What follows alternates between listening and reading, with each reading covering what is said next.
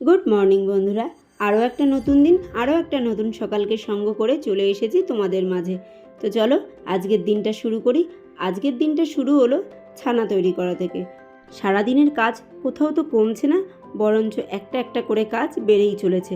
এই যে দেখো, এখনের নতুন ডিউটি এই ছানা রেডি করা। তো যাই হোক, কী করব, মা যখন হয়েছি সন্তানের খেয়াল রাখার জন্য যতটুকু যা করতে হবে সেটা তো করবই। তো এই যে মেয়ের জন্য একটু ছানাটা রেডি করে নিলাম। ও না দুধটা খুব একটা খেতে চায় না।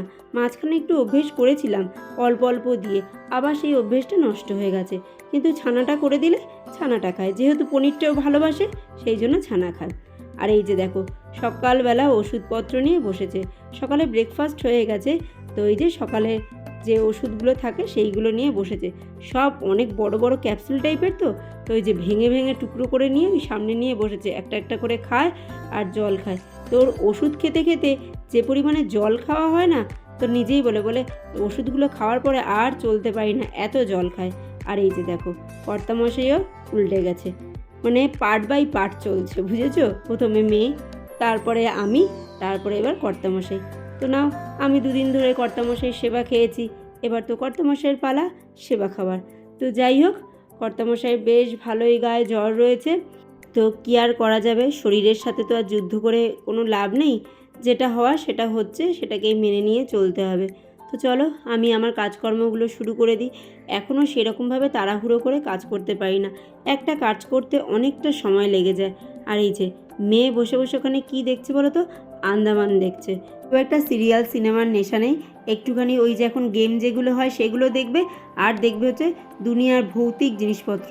তো খুব বকেছি, বকে টোকে বলছি এই নেচারের জিনিসপত্রগুলো দেখ, বিভিন্ন জায়গাগুলোকে দেখ, যে সেই জায়গাগুলো কেমন দেখতে হয়, সেখানকার কালচারটা কীরকম হয়, সেই সমস্ত জিনিস দেখ। এগুলো দেখলে তবু নিজের ভালো লাগবে, মনটাকে ভালো রাখা যাবে। আর ওই সমস্ত ভৌতিক জিনিসপত্র দেখবে আর রাত্রেবেলা ভয় পাবে, জানো তো? তো ওই বকাঝকা করে ও নিজেও দেখছে, আমিও দেখছি। আর সত্যি বলতে কী বলো তো, আমি একটু বিভিন্ন এই ঘোরার ব্লগগুলো দেখতে না ভীষণ পছন্দ করি, ঘুরতে ভালোবাসি। তো তো সেই জন্য আমারও এইগুলো দেখতে ভালো লাগে। আমাদেরও ঘুরতে যাওয়ার কথা ছিল, এই কারণেই বলছি, টিকিট সবই কাটা কমপ্লিট, কনফার্ম সবই ঠিক আছে, কিন্তু মনে হয় না যাওয়াটা হয়ে উঠবে। কারণ এই মুহূর্তে মেয়েটার পেছনে যে পরিমাণে টাকা পয়সা যাচ্ছে না, তারপরে সত্যি বলতে যে ঘুরতে যাওয়ার পেছনে যে এক্সট্রা করে কিছু খরচা করব, সেই মানসিকতা এই মুহূর্তে হয়ে উঠছে না। তো মনে হয় যাওয়াটা আমাদের ক্যান্সেল হয়ে যাবে। তো ক্যান্সেল হোক কিংবা যাই, যেটাই যখনই হবে তখন তোমাদের সাথে অবশ্যই শেয়ার করব। আর মনটাও না সেই জন্য কোথাও একটু বেশি খারাপ খারাপ লাগছে। তার সাথে তো শরীরের এই অবস্থা, বাড়ির এই পরিস্থিতি তো আছে। তো যাই হোক, বাদ দাও, যেটা যেমন হবে সেটাকে মেনে নিয়ে আনন্দ করে জীবনটাকে কাটাতে হবে। এটা হচ্ছে আমার জীবনের মূল মন্ত্র। যখন যেমনই পরিস্থিতি আসুক না কেন, সেই পরিস্থিতিকে সাথে নিয়ে আনন্দ করে হেসে খেলে বাঁচতে হবে। তা না হলে সেই পরিস্থিতিগুলো অনেক কঠিন থেকে কঠিন হয়ে উঠবে, যা কাটাতে না তখন নিজেকে পাগল পাগল মনে হবে। তো যাই হোক, আমি ঘরের কাজকর্মগুলো করে ফেলছি, কারণ আস্তে আস্তে না আমাকে তো আমার রুটিনে ফিরতে হবে।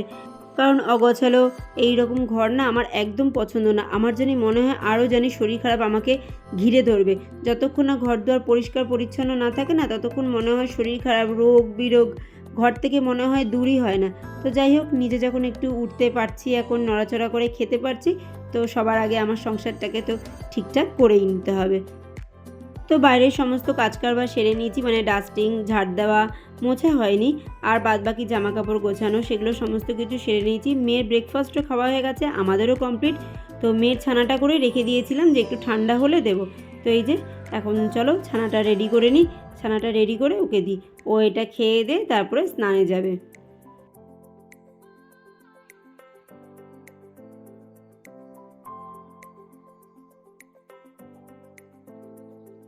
শুধু একটা আশাতেই এখন জানি দিনগুলো কাটছে আমার, বিশ্বাস করো।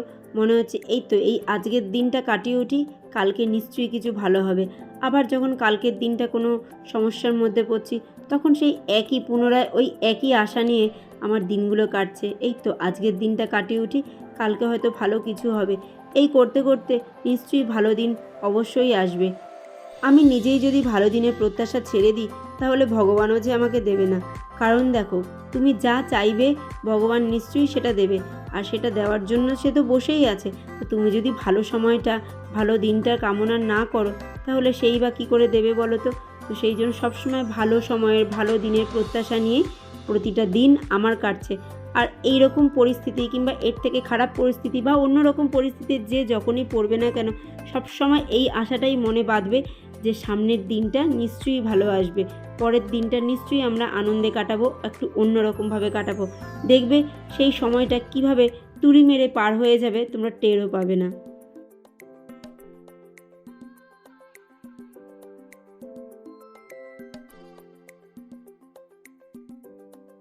ভালো থাকার আরও একটা মূল মন্ত্র কি জানো?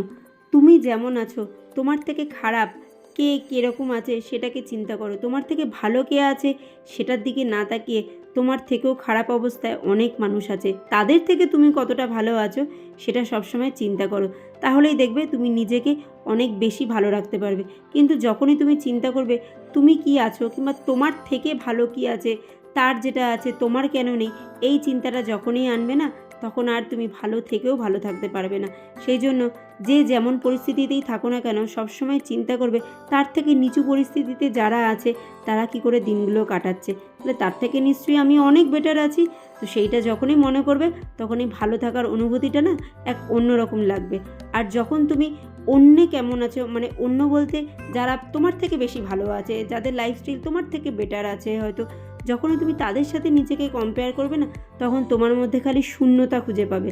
আর এই শূন্যতা যখন জীবনে আসবে তখন কোনো কিছু দিয়ে সেই পরিপূর্ণতা মেটাতে পারবে না। তো সেই জন্য সবসময় চিন্তা করবে তুমি যা আছো তোমার থেকে নিচে সেই মানুষগুলো কিভাবে আছে, তারা তাদের জীবনগুলো কিভাবে কাটাচ্ছে, তখন দেখবে অনেক ভালো লাগবে। তো দেখো বন্ধুরা, আজকে আমার সকাল সকাল ভাতটা হয়ে গেছে, কারণ ভাবছিলাম মেয়েকে সকালবেলায় ফিজিওথেরাপির ওখানে নিয়ে যাব, তো সেই জন্যই ভাতটা আগে করে নিলাম। কিন্তু আজকে আর সকালবেলা মেয়েকে নিয়ে ফিজিওথেরাপির ওখানে যাওয়া হয়নি। আর এই যে দেখো, কর্তামশাইও বাজারে যেতে পারেনি, আমার বাবাকে দিয়ে একটু মাংস আনিয়েছে, তো বলছে একটু মাংস করো। আবার এইদিকে মেয়ে বলছে মা মাংসটা খুব একটা রিচ করো না, একদম পাতলা ঝোল করো, যেরকম মাছের ঝোল করো সেরকম পাতলা পাতলা ঝোল করো। তো যাই হোক, কী করব, দুজনেরই মর্জি মতো একটু পাতলা ঝোল করেই মাংসটা রান্না করলাম।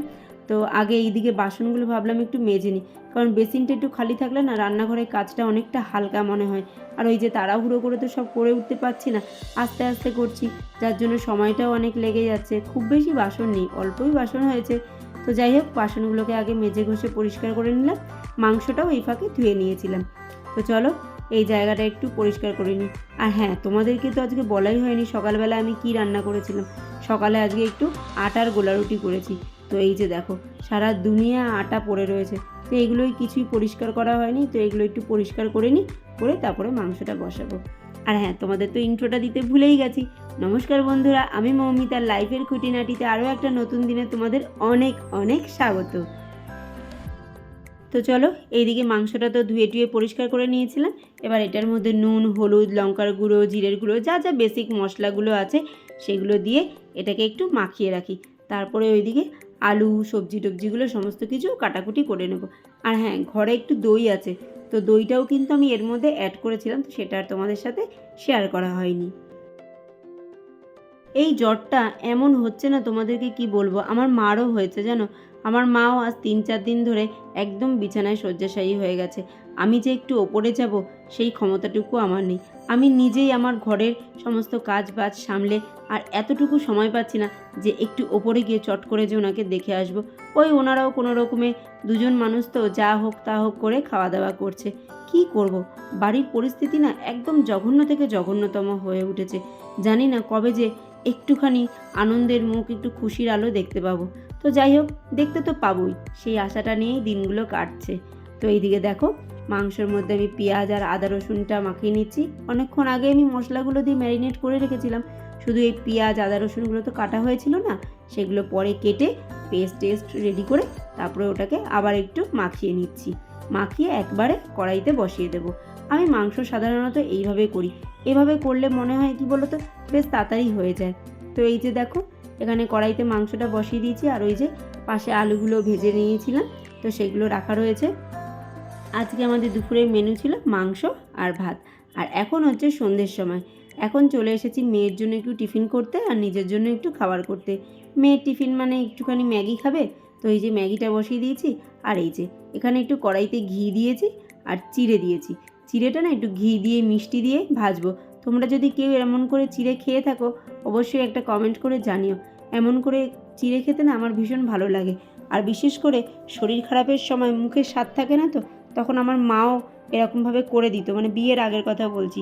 তো সেই জন্য আজকে আমারও একটু ইচ্ছে হলো চলো চিড়েটা একটু চিনি দিয়ে ঘি দিয়ে নুন দিয়ে হালকা করে একটু ভেজে নিই। সেটা খেতে না ভীষণ ভালো লাগে, একটু মচমচে হয়ে যায়, খুব সুন্দর লাগে। তো সন্ধ্যের এই খাওয়া দাওয়াটা কমপ্লিট করে মেয়েকে নিয়ে বেরিয়ে যাব ফিজিওথেরাপি করতে। আসলে মেয়ের হাতে এখন আর আল্ট্রাসাউন্ড হচ্ছে না, এখন হচ্ছে ওয়াক্স বাথ।